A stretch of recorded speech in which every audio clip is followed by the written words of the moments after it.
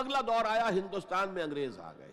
یہاں موجود بہت سے غیر مسلموں کو شاید میری باتیں اب کچھ ناگوار گزریں، لیکن کچھ حقائق ہیں جو تلخ ہیں لیکن حقائق ہیں، انہیں سمجھنا چاہیے. انگریزوں نے یہاں آ کر حکومت چھینی سی مسلمانوں سے بیشتر. ویسے تو یہ کہ ہندو راجے مہاراجا بھی تھے، لیکن بیشتر علاقوں میں تو مسلمان حاکم تھے. لہذا انہوں نے مسلمانوں کو دبانا بہت ضروری سمجھا، اس لیے کہ جو سابق حاکم ہو ان میں ایسپیریشنز پیدا ہوتی رہتی ہیں کہ ہم تھے یہاں کے حاکم، کیوں نہ واپس حاصل کریں. بغاوت کے ان کے اندر جراثیم مسلسل پروان چڑھتے ہیں. مسلمانوں کو دبایا اور ہندوؤں کو اٹھایا. کیوں؟ کہ ہندوؤں کے لیے معاملہ صرف چینج آف ماسٹرز کا تھا، کوئی بڑا حادثہ تو نہیں تھا. پہلے مسلمانوں کے غلام تھے، اب انگریزوں کے غلام ہو گئے. اور اس اعتبار سے انگریز نے بھی انہیں قریب کیا، اور ہندوؤں نے بھی مغربی علوم اور مغربی سائنسز کو پڑھنے میں بڑی سبقت کی. بنگال میں انگریز آیا، اور بنگال میں آپ کو معلوم ہے اکثر و بیشتر جو سائنسدان پیدا ہوئے جن کی کہ لکھی ہوئی ٹیکسٹ بکس جو ہیں بہت عرصے تک استعمال ہوتی رہی ہندوستان میں. یہ کون تھے؟ چیٹرجی، بینرجی، سب کے سب بنگالی تھے. ایک اور بات یہ ہے کہ ہندو اپنے ماضی سے بہت دور آ چکے تھے. ان کا ماضی عظمت والا، آخر اشوک کا دور بہت عظمت کا، چندر گپت موریہ کا دور بہت عظمت کا، وکرمادیتیہ کا دور بہت عظمت کا تھا، لیکن وہ اب بہت پیچھے جا چکے تھے. تقریباً مسلمانوں کی آمد کی وجہ سے 1000 سال کا فصل واقع ہو چکا تھا. لہذا تہذیب و تمدن کے لیے بھی، جیسے کہ انہوں نے مسلمانوں کے زمانے میں فارسی پڑھی، فارسی پڑھتے تھے، کوڈ لینگویج فارسی ہے، جیسے کہ پھر بعد میں مسلمان اور ہندو اور سب نے انگریزی پڑھی. ملازمتیں ملیں گے تو انگریزی پڑھنے والوں کو ملیں گی، راستہ کیریئرز کا کھلے گا تو انگریزی پڑھنے والوں کا کھلے گا. اسی لیے کہاوت تھی ہندوستان میں، پڑھے فارسی اور بیچے تیل، دیکھو رے قسمت کے کھیل.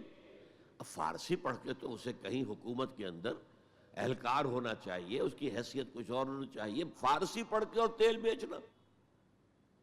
جبکہ مسلمانوں کا معاملہ یہ تھا کہ ان کی تو ابھی تہذیب اور تمدن، ان کی روایات ابھی تازہ تھی. لہذا جو غیر مسلم تھے یہاں کے، انہوں نے انگریزی علوم، انگریزی سائنس، انگریزی تہذیب، اس کو کھلے دل کے ساتھ خوش آمدید کہا. اور مسلمانوں میں ایک زبردست ڈویژن ہو گیا. بلکہ ابتدائی ری ایکشن تو بہت سخت تھا، یک طرفہ تھا. ہم نہ انگریزی پڑھیں گے، ہم نہ انگریزی علوم سیکھیں گے، نہ سائنس پڑھیں گے. ہم تو اپنے کونوں کھدروں میں، اگرچہ جو سیلاب آ گیا ہے اس کو روکنے کی طاقت تو ہم میں نہیں ہے، لیکن ہم کونوں میں جا کر بیٹھ جائیں گے. قال اللہ و قال الرسول. اور انگریزی تہذیب سے اس قدر دوری کہ اگر کوئی میز کرسی پر بیٹھ کر کھانا کھا لے تو کرسٹان ہو گیا. یہ تو کسی نے چمچہ استعمال کر لیا کھانے میں، کانٹا تو بہت دور کی بات ہے، چمچہ بھی استعمال کر لیا تو کرسٹان ہو گیا. تو اس درجے ری ایکشن تھا علماء کے زیر اثر حلقوں میں. گویا کہ وہ جو گاندھی جی کا فلسفہ تھا نان کوآپریشن، تو مسلمانوں نے انگریزوں کے ساتھ شدید قسم کا naan cooperation from the very beginning شروع کیا. اس پر سر سید احمد خان نے ان دونوں چیزوں کی مخالفت کی. ایک تو انہوں نے انگریزوں کو بتایا کہ دیکھو یہ جو آزادی کی جنگ تھی یہ صرف مسلمانوں کی نہیں تھی، 1857 کی، یہ تو مشترک تھی.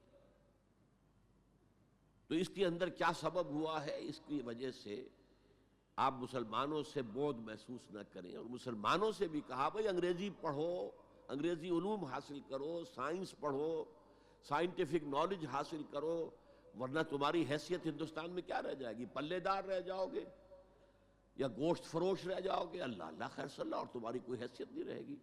تو اس اعتبار سے سر سید احمد خان ایک اہم لینڈ مارک ہے.